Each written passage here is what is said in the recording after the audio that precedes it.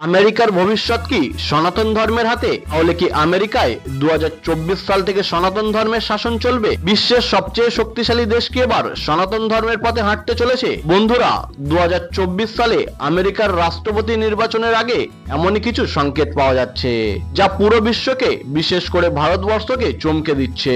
এই নির্বাচনে একটি জিনিস খুবই স্পষ্ট যে আমেরিকার ভবিষ্যৎ হয়তো সনাতন ধর্মের আদর্শে পরিচালিত হতে চলেছে। আজকের ভিডিওতে জানবো কিভাবে আমেরিকায় সনাতন ধর্মের আদর্শ শুরু হতে চলেছে এবং এই পরিবর্তনের কারণগুলি কি কি। প্রিয় দর্শক, বিভিন্ন পৌরাণিক কাহিনী এবং অ্যাস্ট্রোলজি টিপস জানতে আমাদের চ্যানেলটি সাবস্ক্রাইব করুন এবং ভিডিওটি ভালো লাগলে লাইক, শেয়ার এবং কমেন্ট করবেন।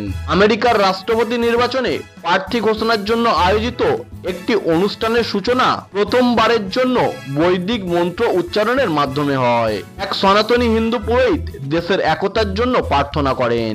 ভারতীয় আমেরিকান পুরোহিত রাকেশ ভট্টজি শিকাগোতে আয়োজিত অনুষ্ঠানের শুরুতে বলেন, আমাদের মধ্যে মতভেদ থাকতে পারে, তবে যখন দেশের কথা আসে তখন আমাদের একত্রিত হতে হবে এবং এটি আমাদের সবাইকে ন্যায়ের পথে এগিয়ে নিয়ে যায়। তিনি সংস্কৃত ভাষায় বলেন, আমাদের এক হওয়া উচিত। ঈশ্বর করুন যেন আমাদের মস্তিষ্ক একইভাবে চিন্তা করে, আমাদের হৃদয় যেন একসাথে কম্পিত হয়। সবকিছু সমাজের মঙ্গলের জন্য হওয়া উচিত। ঈশ্বর করুন যেন আমাদের শক্তিশালী হই, যাতে আমরা একত্রিত হয়ে আমাদের দেশকে গৌরবান্বিত করতে পারি।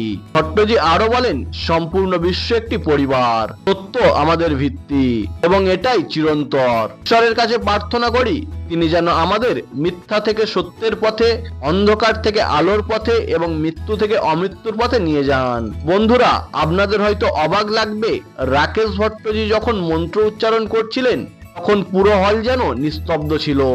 প্রতিটি মানুষ গভীর শ্রদ্ধা এবং সনাতন ধর্মের প্রতি অনুরাগ নিয়ে সেই মুহূর্তকে উপভোগ করছিলেন। এই অনুষ্ঠানের এমন একটি দৃশ্য ছিল এটি, যা প্রমাণ করে যে আমেরিকার সমাজে সনাতন ধর্মের গুরুত্ব কতটা গুরুত্বপূর্ণ হয়ে উঠেছে। 2024 সালে আমেরিকার রাষ্ট্রপতি নির্বাচনে হিন্দু ধর্মের ভূমিকা খুবই গুরুত্বপূর্ণ হতে চলেছে।